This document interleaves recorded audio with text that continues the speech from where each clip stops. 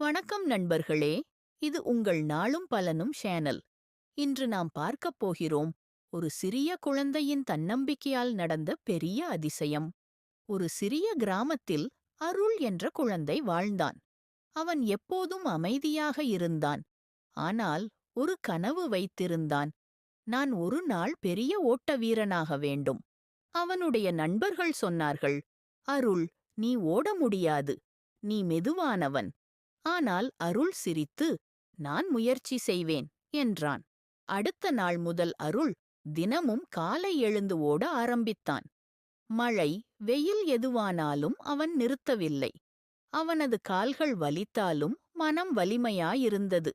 ஒரு நாள் பள்ளியில் ஓட்டப்போட்டி நடந்தது. எல்லோரும் பெரியவர்கள் போல ஓடினார்கள். ஆனால் அருள் மனதில் சொன்னான், நம்பிக்கைதான் என் வலிமை.